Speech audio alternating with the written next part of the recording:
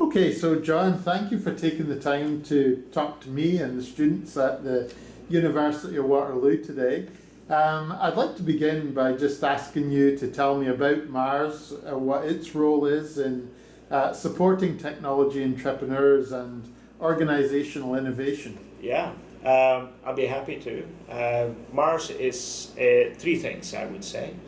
First of all, we're the place. We're a big building, or I should be precise, we are 4 buildings that make up a building mass of 1.5 million square foot, which makes us probably the largest urban innovation hub in the world at the moment.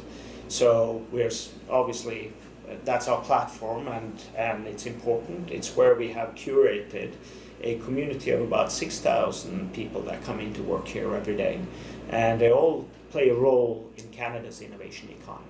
They're either working on developing new technology by wearing lab coats and doing experiments in labs, or by commercializing that technology, by funding it somehow. We have 10 VCs or thereabouts that are in this space, and we have university commercialization offices here as well. So there's a whole community here, including the Mars organization itself, that are geared towards innovation.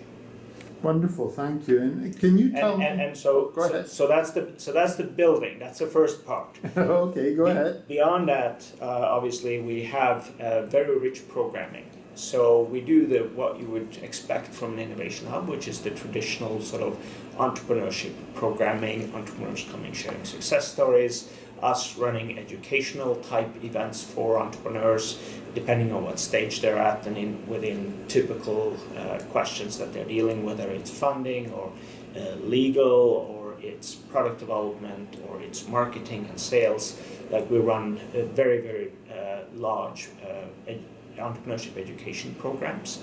But one thing that is maybe not well known is that Mars has some unique programmatic elements as well, where we're working on initiatives to help open up markets for Canadian innovators. So we know there are certain sectors that aren't necessarily easy to get into from an entrepreneurship or from a startup perspective, like health or energy. So we have at Mars specific programs or initiatives that are geared to accelerating that or making that easier by either building the capacity on the recipient side to be better adopters of technology and dealing with change from that perspective, or by helping entrepreneurs traverse regulatory or other types of hurdles that might exist for that purpose. So the program element of Mars is a significant part of what we are, and some of those programs are actually delivered across the province and indeed across the world through the internet, as it happens these days. So the programmatic element is a significant part. And the third part is just we have a significant advisory staff here at Mars that work and engage directly one-on-one with our entrepreneurs and the ventures that they support. So in total we support about 1,200 entrepreneurs and startups at Mars. Some of them are based here, but most of them are elsewhere in the province and indeed other places in Canada as well. Thank you. Very important work. And can you tell me about your role here? You're Director of Venture and Corporate Programs. So what is it that you do in your job? Yeah, so I do 3 things. So I lead our venture programming team. So that's the team that develop any kind of educational program directly focused on entrepreneurs. So it's a great team. We do a lot of different things, from producing things like Entrepreneurship 101, which is the biggest entrepreneurship training program that exists online, and it's delivered to about 10,000 entrepreneurs every year. And all the way down to tutorial sessions where we may have just 3 or 4 entrepreneurs present, but we take them through a particular business problem and help break it down and figure out a way for them to get across that. So we do probably between 300 and 400 of those live sessions every year, and in between there we got other things like Mars Mornings, which is more sort of a community platform where anyone can come and see, and a bunch of workshops that we also deliver across the province to other regional innovation centers. So it's a busy team, very productive, and we deliver training that is designed for entrepreneurs and delivered by entrepreneurs. So that's my venture programming team. My next part of my role is I manage a funding program called the Ontario Scale-Up Voucher Program, which are for startups that maybe have left sort of the immediate startup stage and become what we call a scale-up. And a scale-up is a company that, in the context of this program, is defined as having more than $5 million in revenue or more than $10 million in venture capital, and that are really sort of growing at a quite rapid pace. So we help them. We know that these are the most important, probably, companies that we have in our startup ecosystem. So we help them with growth coaching and also a voucher to help with fund specific growth projects that they have. The third thing I do is on the corporate programming side. So I help. We have a number of corporate partners at Mars, and these have come to Mars with an innovation agenda. And they want to partner with us to help move that innovation agenda forward. And part of that is helping them build capacity internally to become better innovators. So we take them through either executive sessions or specifically designed sessions to help develop innovation professionals. Thank you. What's your background, Jon? What prepared you to be able to do this job? It's hard to pinpoint any one thing. Like, I have 2 university degrees. I've been part of 3 different startups. I've spent time with a large global US company, and I worked in probably 16, 17 different countries.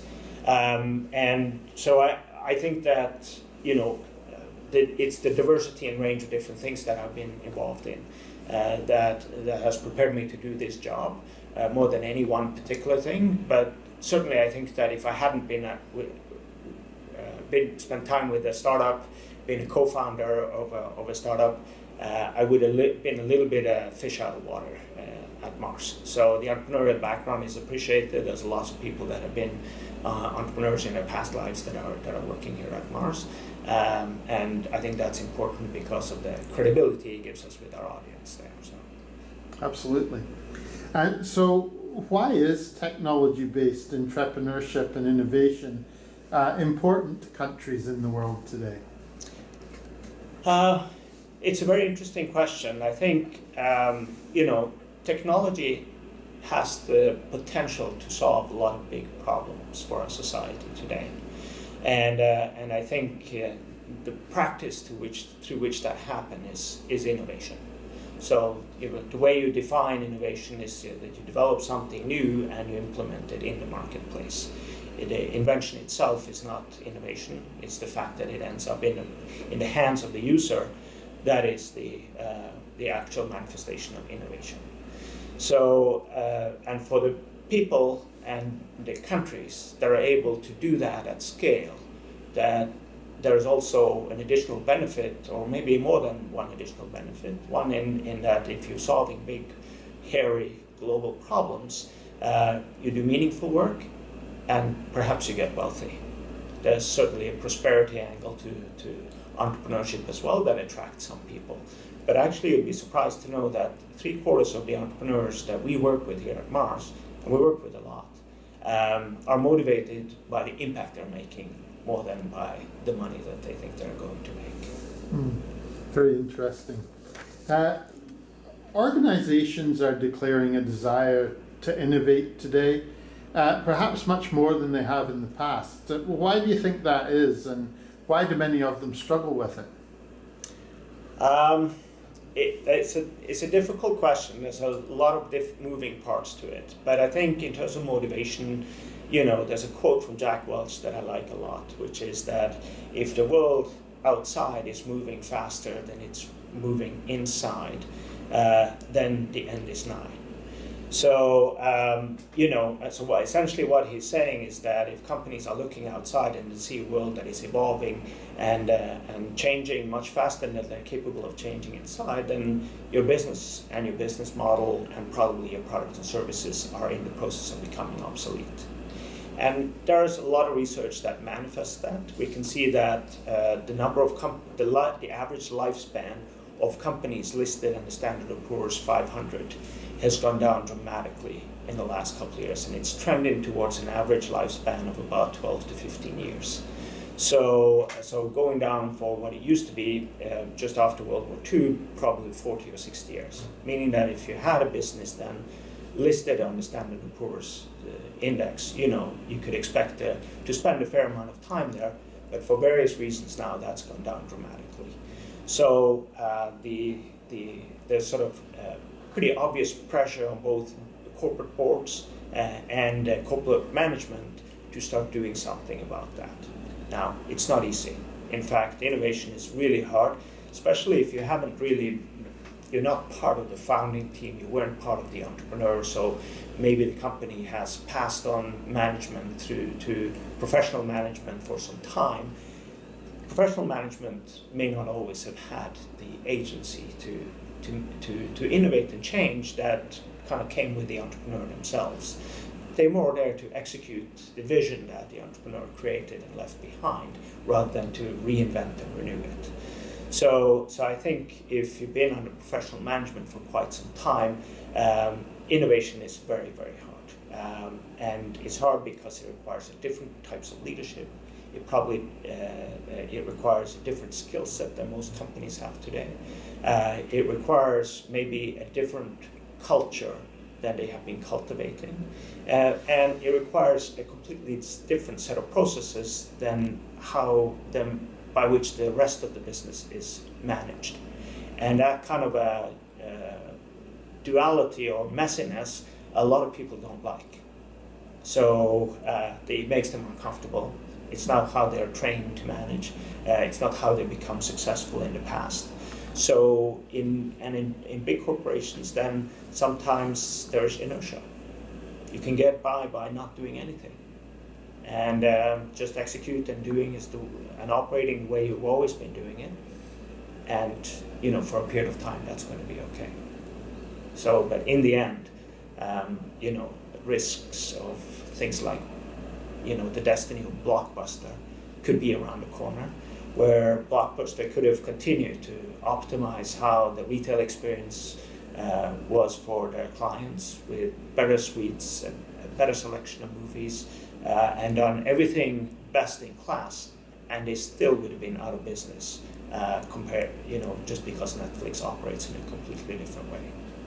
So there are discussions happening in academia and elsewhere on whether or not big corporations can indeed reinvent themselves.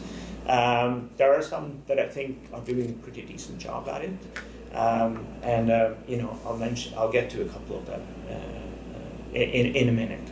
But make no mistake, if you want to innovate at a corporate level, I'm going to quote an old boss of mine who said, "You either change people or you change people."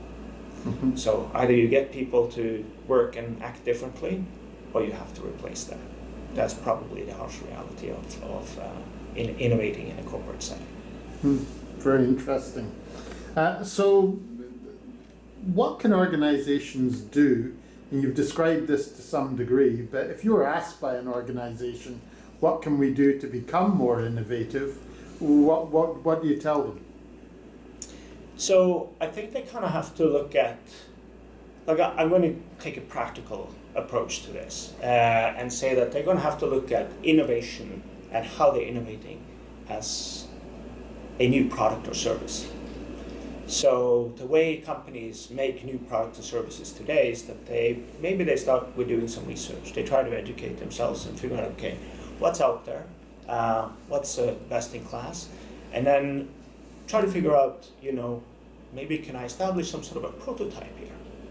Get something going, take action. It's really a lot of it is by taking action and not be paralyzed by the enormity of the task at hand. And so they have to, because at the bottom of this is that you have to create a way for you to figure out how can you make innovation happen in this particular organization. There is no blueprint available to you. Every organization has its particular market, its particular franchise, and its particular culture. And within there's probably an opportunity room, but you have to figure out what that is. And so creating a prototype and start dropping projects into that prototype is how I would get going. And then you have to be willing to learn and change and adapt and try over again if it fails. Because I don't think that companies today have the option of not doing anything. No, they don't. So, how important is organizational culture in innovation in organizations? What does that mean for the work of leaders? Yeah, I mean, leadership and culture are inextricably linked, right? But yeah, by and large, culture is tremendously important. If you look at the most innovative companies today, Google, Amazon, Apple, Facebook, maybe some people would even take Apple off that list these days, maybe the harshest critics. Other companies like Toyota, and maybe even ING would be promoted to the top of that list today. But they all have really strong cultures built around a continuous reinvention of what they do. Nothing is sacred, and learning and trying to figure out how to tackle new problems is inherent to who they are. So having that kind of a culture is what allows them to innovate. Now, of course, they have to be led in a particular way for that to happen. And aside from Apple, at least, or the first few companies that I mentioned, they're all led by the founders. And indeed, you could argue that Steve Jobs, as the original founder of Apple, is the one that put them on the path that they're at right now, and sort of reinvigorate the company through a number of groundbreaking innovations. So leadership and indeed innovation, is very, very closely linked. If it's not led from the top, it's not going to happen. Simple as that. You've written about the need for organizations to reinvent themselves through changing their business models. Can you explain why and give some advice on how they can do that?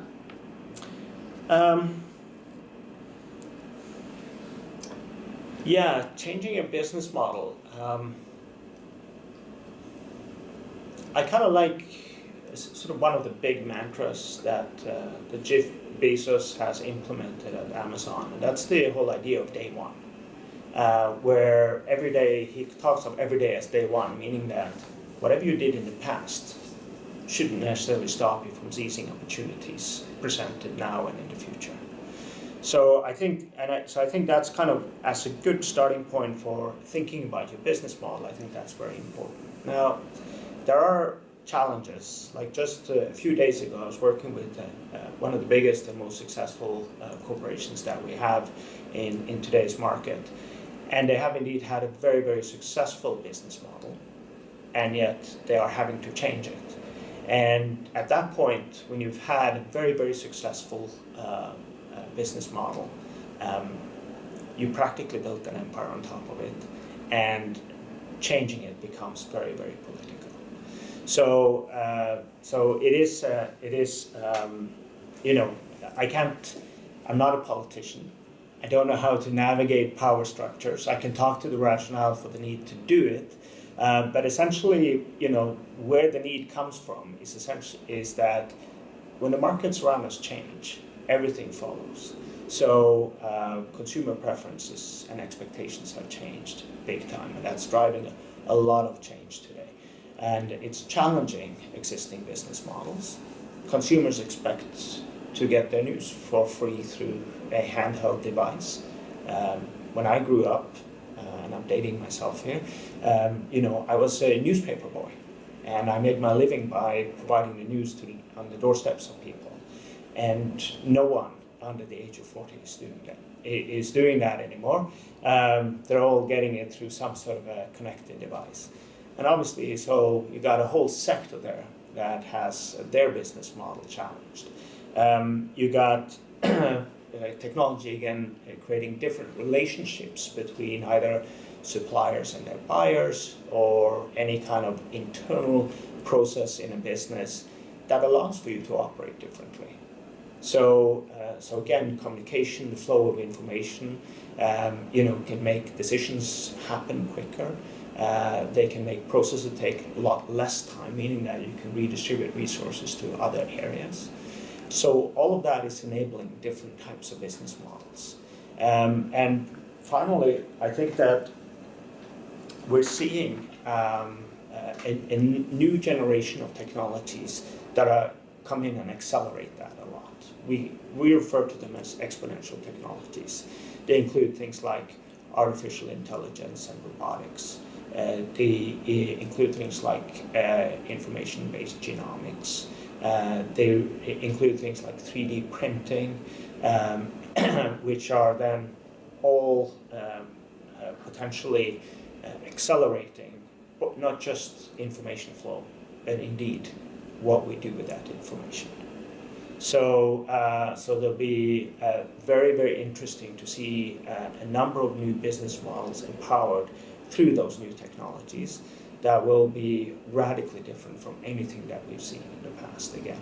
So what it means is that the ability to design and to change business model, not talking about developing products here and services, but to design and implement business model will be a core skill set for businesses in the future as well. Well, that leads to my next question, which is, what skills do you think are the most important for entrepreneurs and innovators inside organizations? So I think there are a lot of different things, and it's hard to say what entrepreneurship is because it's so many different things. But when I look at the behaviors of the most successful entrepreneurs, it's their ability to learn really, really quickly and to adapt based on that, what they've learned. So successful startups figure out the market quicker than anyone else. They figure out how to deliver what the market wants before anyone else. And they change before anyone else when the market changes. So the ability to learn and building a learning culture in that organization is essentially the key skill set there. So, I think, can you get to a path where you can learn quicker? For sure. I think there's a lot of data around us, and that data has to be put to use. It is, some people talk about data as the new oil. I think that was a front page of The Economist in the past 12 months or so. And so essentially it's the fuel or the lubricant that is going to get us forward. So, but the organizations that are unable to put that data in front of the right people and help them make the right types of decisions in a timely manner will be losing out. Thank you. Can you describe an example of an organization, or perhaps more than one, that does innovation well? I've mentioned a few already. I think Amazon these days is probably seen as the most innovative organization because the way that they are running their business, it allows for continuous innovation. And indeed, you can look at the history of Amazon and you can see that they've always changed. They've always adapted, they attack new markets, they change how they operate, they come out with Amazon Web Services, the utility, and indeed they shut down things that don't work. Too many places, they're afraid of abandoning certain initiatives for political or face-saving reasons. Amazon got into mobile in a bad way, and they decided to take the hit and shut it down maybe quicker than most people would have. So and I think that's an important element, as long as you can learn from it. Having an innovative culture is taking a loss, but taking it in a timely manner. Okay, and my final question, this has been very helpful. My final question is for students who are entering the workplace today, who want to contribute to innovation inside their organizations, what advice would you have for them to help them to do that? I think the first one is just stay curious. There's so much going on, and so maintaining that kind of a natural curiosity and keep learning. It doesn't stop just because you're done at university.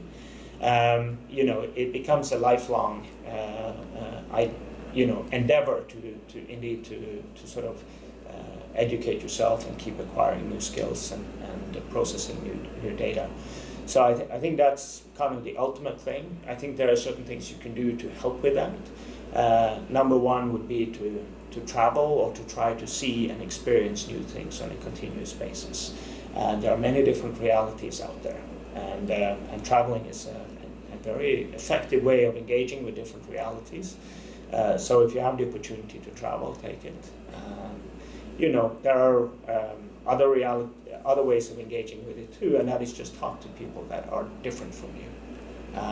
They might see life differently and have different perspectives on things. So there's a tendency today, both, and it's very much happens through social media, I find, to sort of be attracted to certain tribes.